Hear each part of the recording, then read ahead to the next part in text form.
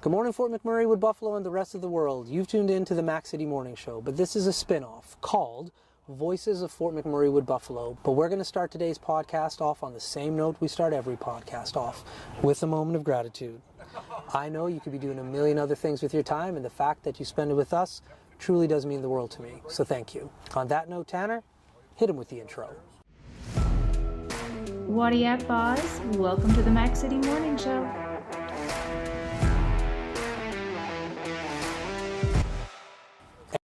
As everybody at home knows, I don't introduce my guests because they can do a better job of that than myself. So can you please tell everybody at home who you are and what you're about? Thanks, Elliot. My name's Julieta Miranda, and I'm the proud founder and CEO of Kid Drop. And I'm a mom of two. I've lived in Fort McMurray for 16 years, and I'm just proud, just happy to be here. And Elliot's such a great host, so I'm proud to be back. There we go. Now, for the people watching this on TELUS, they don't know, we've filmed a few of these. We have. And you have one of the most innovative businesses I've ever heard of before. So can you explain what Kid Drop is, please? Thank you. Kid Drop is a transportation solution for busy parents. So we support families with transportation for kids to and from school, daycare, activities, and custody exchanges.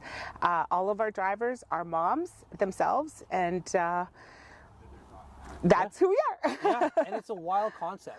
It's one of those things that is like, how come nobody's ever thought about this before? That's right. But not only is this like an innovative idea that took place in Fort McMurray, because people think, oh, we're in small Fort McMurray, like what? Like this is an idea that's unbelievable. But you guys have transported this outside of Fort McMurray, and you were actually on the Dragon's Den. We were, yeah. So can we talk about the Dragon's Den a little bit, please? What was that experience like?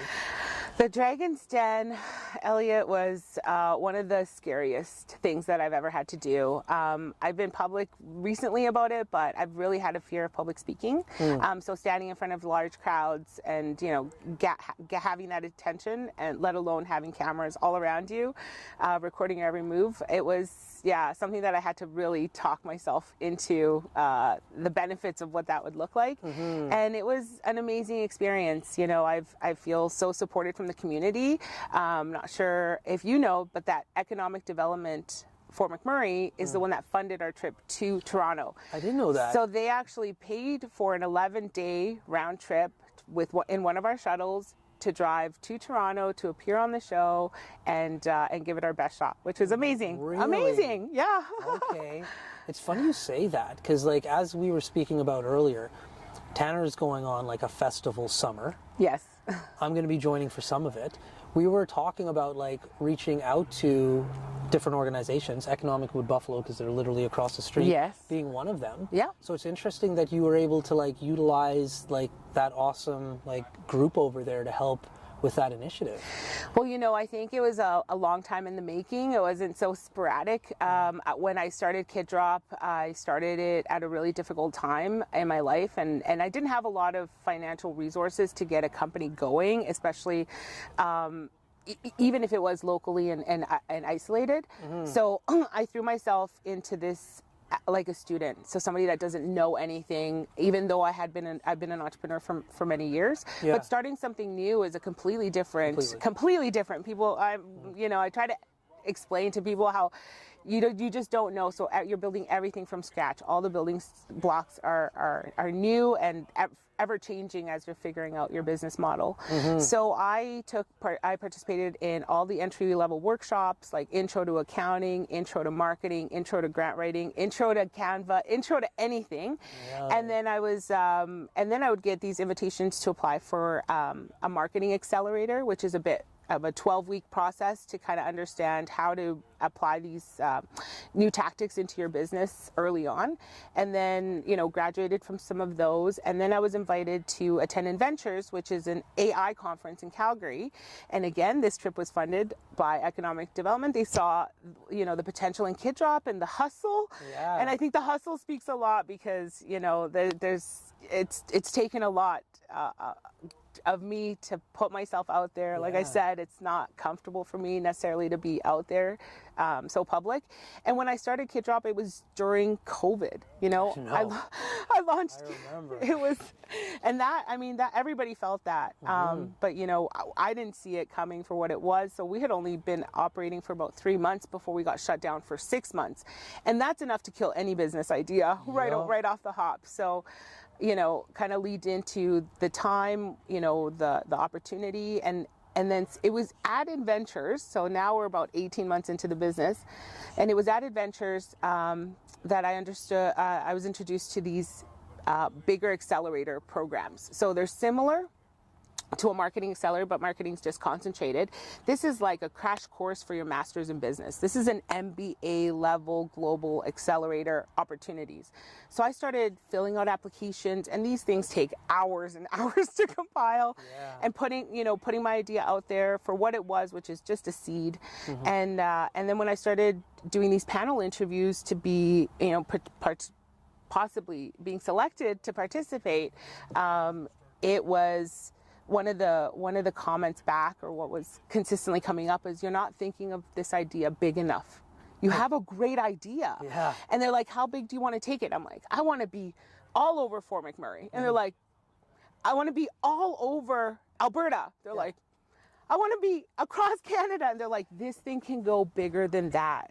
So think about it in that respect. And that changes your whole perception, the whole trajectory of how you're building things, and recognizing that business is steps. It's a processes of how to do this and how you can replicate this. And here we are 4.5 years later, still building the processes, still, you know, figuring things out.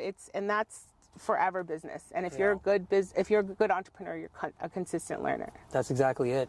So with all of these different conferences that you have gone to, all these accelerators, like I've never been to any of them before. So like, it sounds like you got a lot out of it, but for young entrepreneurs or people who are thinking about it, like what is it like when you're at these things?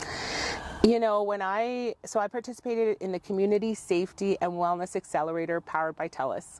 Cool. Powered by TELUS. And they brought in a group out of Silicon Valley called Alchemist X, and they are the facilitators of this accelerator. And at the time when I was applying, because I knew about it in Calgary, I thought it was maybe Alberta-based, possibly Canada-based. I did not realize that this was actually open globally, this accelerator. So I think there was about 70 or 80 companies, because I was in cohort 2 really early on, that applied, and I was one of 20 companies that was selected, and only 4 in Alberta. So then, you know, so now I'm here, I'm in this room, everybody, I mean, 19 participants have MBAs, and I don't.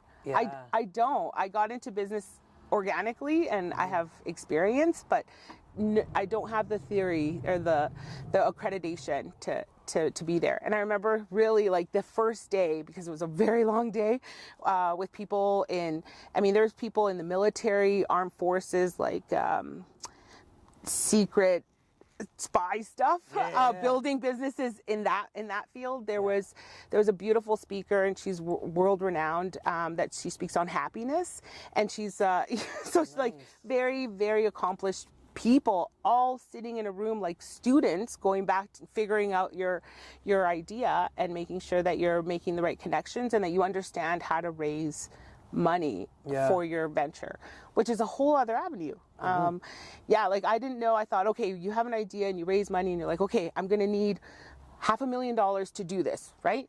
And it's like, you don't think about, well, how long will that $500,000 last before your next raise? And you think, oh, you can raise in multiple rounds, and you can set that up really early on so that you're not trumped later and you don't have enough equity in your company. Like common mistakes that people don't know, because you don't know what you don't know. That's right. Fascinating. What about the AI conference you went to? How creepy and scary and awesome. So awesome. I love AI. Tanner, not so much. He's, Anyways, how was that? It's amazing. I mean, there's robots walking around. There, everything is very more modern, and there's sophistication. It's still a lot of clunkiness, I believe, on the back end understanding, but it's the way of the future. I think if you're not integrating automation into your business, then you're in a dying business. Yep. Like that's just the truth.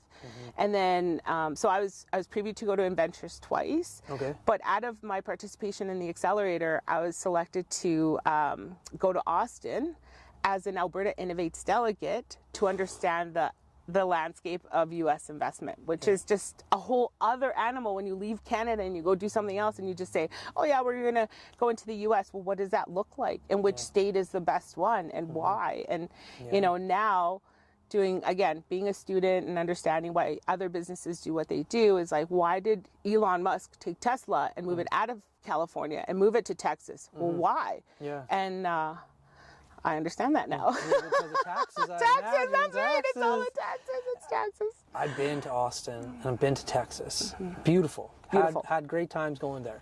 The one thing I will say, hot. My Lord. Yeah. Like I've been, like my parents are from South America. I've traveled the world. Like I've been to hot places, but Texas is like hot. So hot that you have to put sprinklers on the sidewalks. Yeah. And you're like, that's a new idea. Yeah. I see why. New market. New market. Opportunity. Yeah, that's definitely. Exactly it. So outside of your businesses, which obviously keep you very, very busy, like what's going on with you personally?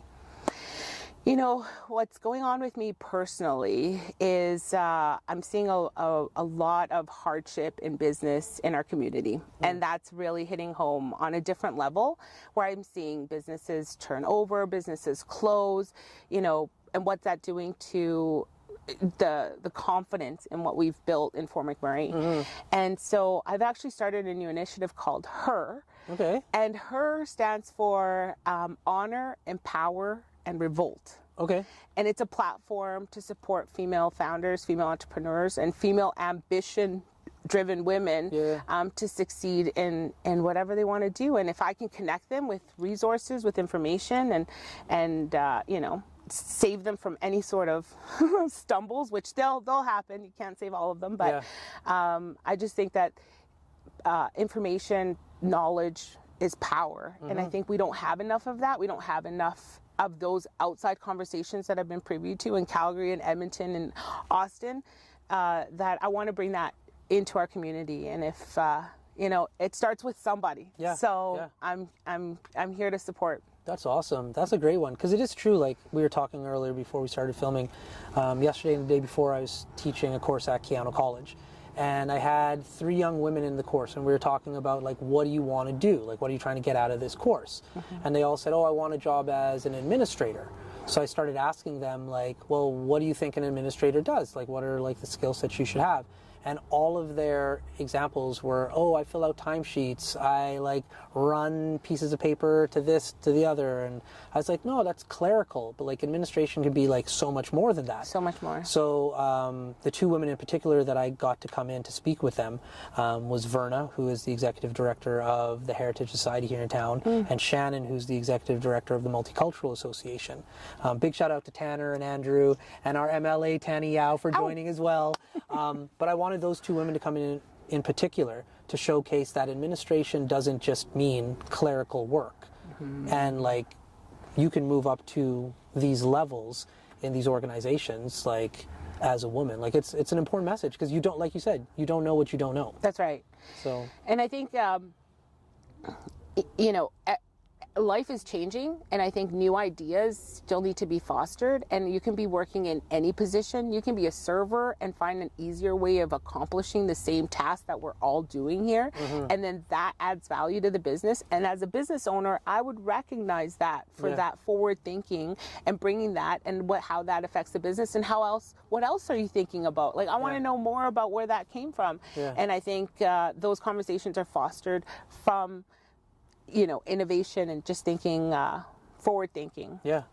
Now, in Fort McMurray, for the people watching outside of this community, women owning businesses in this community is heavy. We have a lot of great entrepreneurs who are women here. Yes. And so what's that like? Because I've seen the pictures, like you gotta like hang out with some like pretty important and cool people in this town.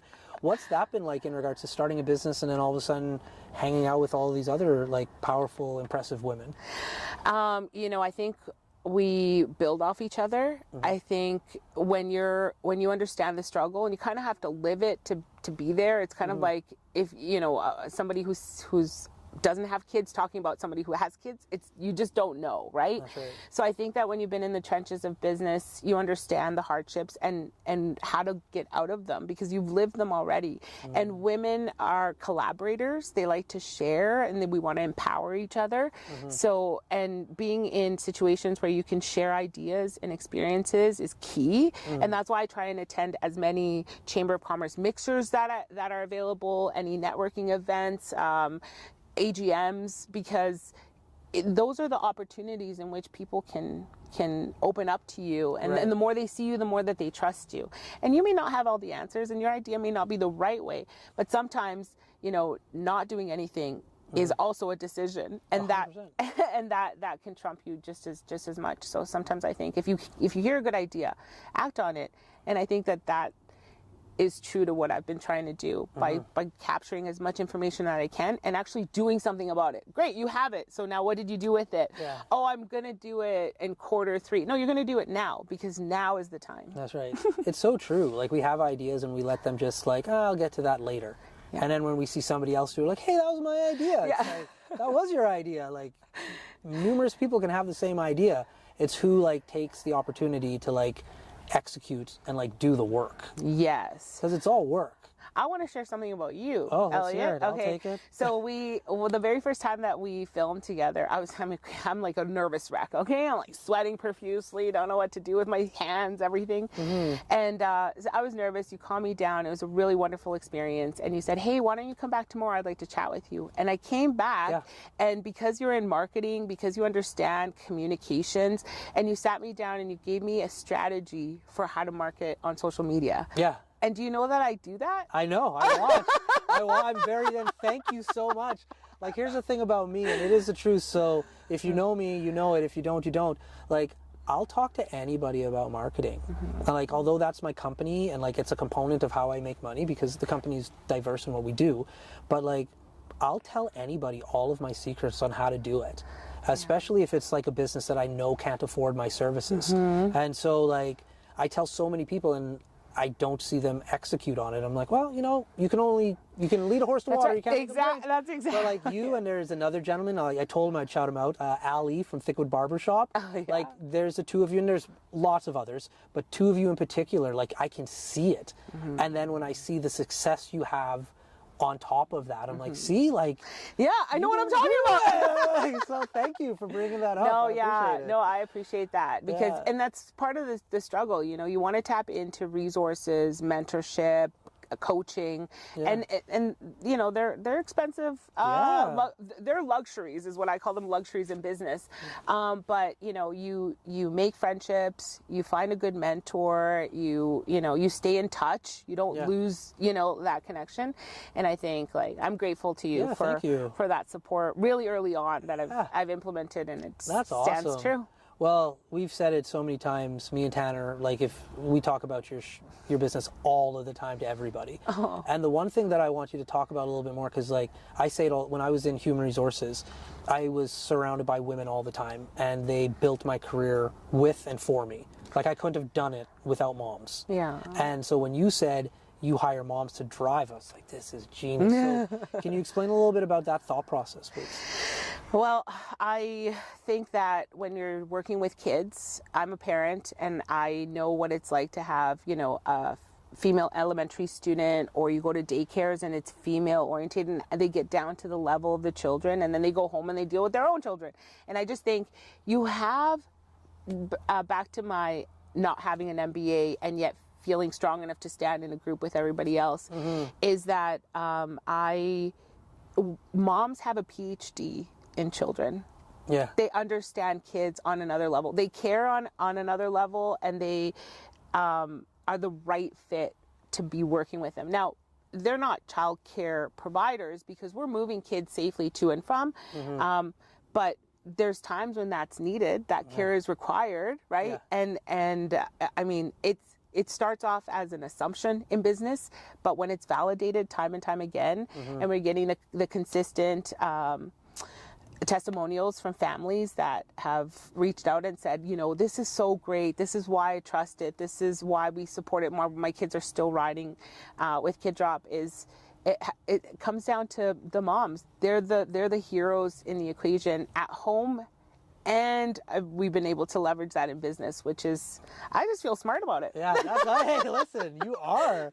It's a genius move. And like those moms are becoming rock stars. They are. Because like when I'm picking up my kid, I see the vehicle come in and all the the kids coming by like, they're excited. And they say hi to whoever the driver is. And like the drivers are always so friendly. Because I'm coming across the crosswalk and I'm getting in their way and they always beep and wave and hi. Yeah. And it's like an experience when I see your buses. So like you've definitely created, and that's the one thing, like when companies work with me, like we always talk about culture.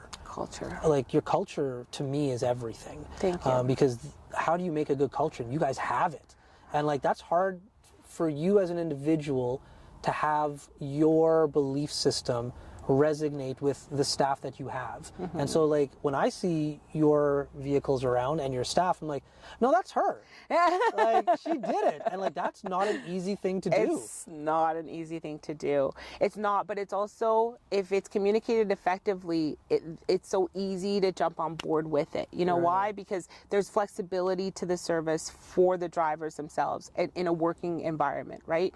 So you're not in an office where you have to be there for this amount of time and request time to leave. It's like they're able to take their kids to school while providing the same service to our clients. They have all the accreditations of a limo driver. They're like limo drivers for kids. The shuttles that we're driving are just glorified minivans. You can see everything. We're in one right now. We're in one right now, and so I think it works. It has to work for them first, or they're never going to buy into the idea. So how do we make sure that we set them up for success so that it's fluid, and then it could be across cities, across provinces, in other communities. Very cool. I'm going to jump back to the Dragon's Den. Sure. So those are celebrities that you got to meet, right? Yes. What was that like? Was it anything or was it nothing? Because at the end of the day, I've met some very rich people in my life. Sure. And I've had the opportunity to meet like some celebrities as well.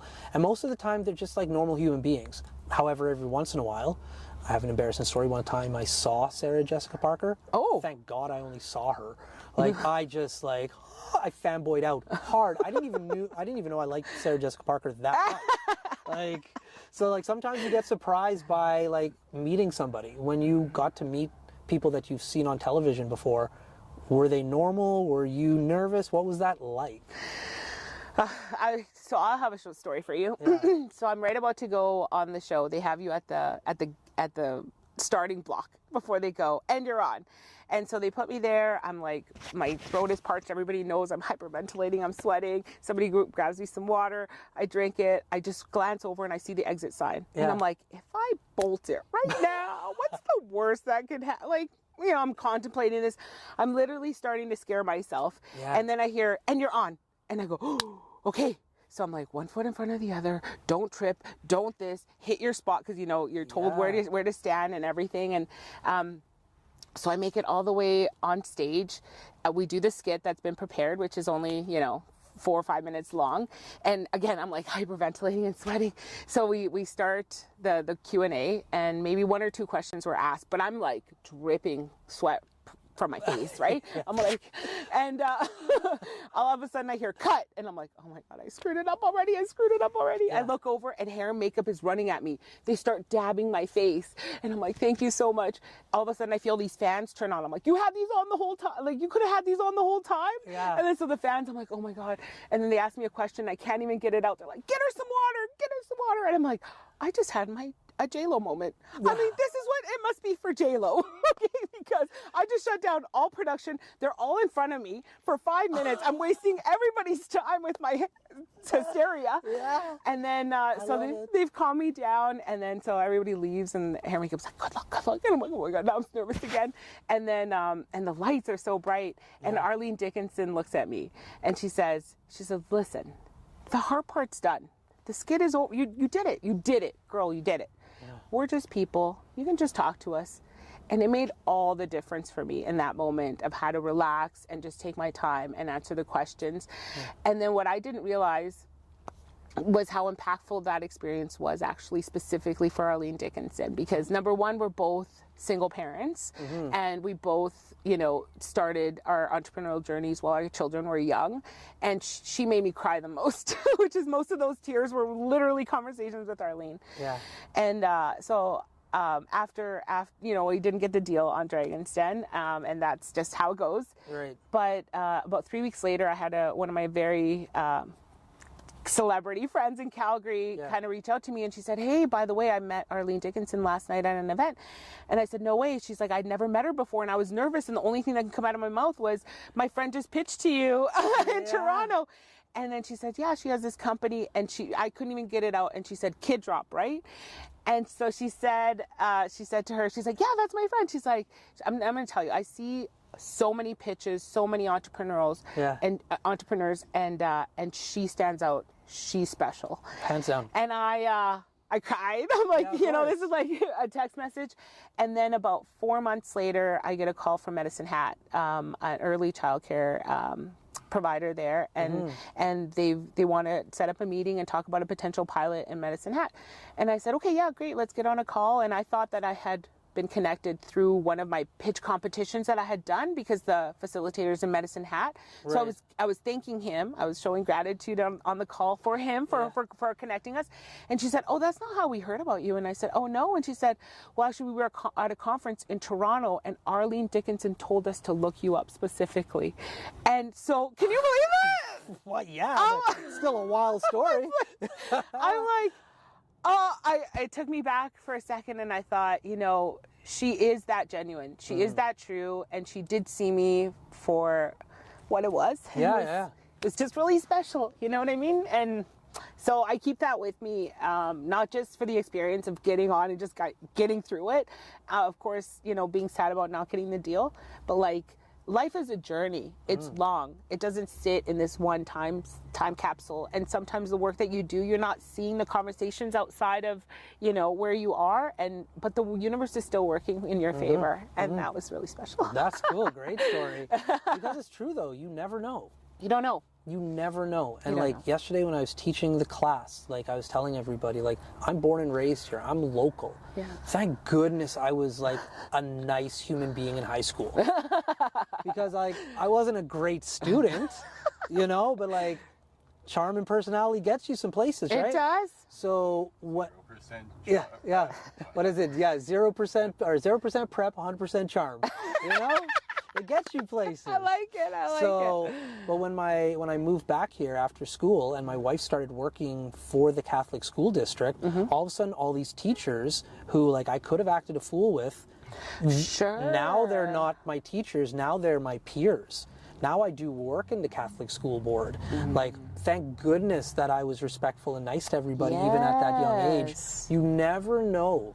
What the ripple effect of what you are going to say or how you interact with somebody is going to impact your life in the future. I agree. I think it's, you know, you have to really know who you are and be really centered and focused on why you're doing what you're doing. You know, you're going to work. You're bringing home an income for your family, and then, but what are you living for, right? It could be for that. You could be growing the ladder, and that could be exactly where you want to be. And those things change all the time. You know, when your kids are little, they dominate so much of everything, and then as they get older, you're able to think more for yourself, and I just think that remaining true to who you are, having that foundational support, and aligning yourself with like-minded people. That's what life is about. And the money will come, the this will come, the that will come, but, you know, you have to hone in on who you are. There we go. So usually we do a shameless shout out or plug, but we're going to switch it up for TELUS. What I want you to give out is just like a positive message about the community that we live in, please.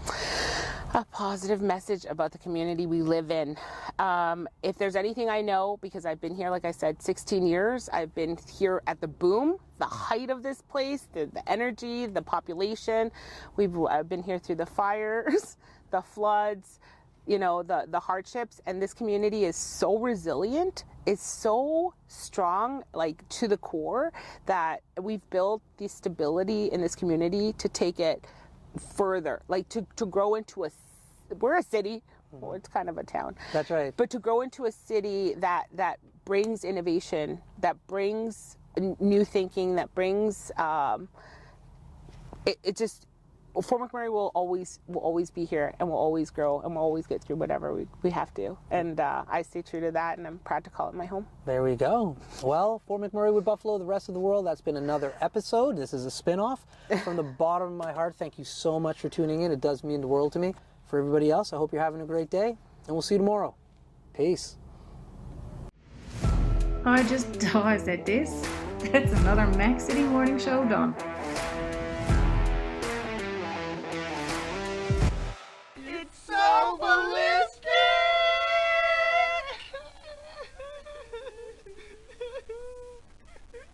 Talk about quenching your ugly thirst.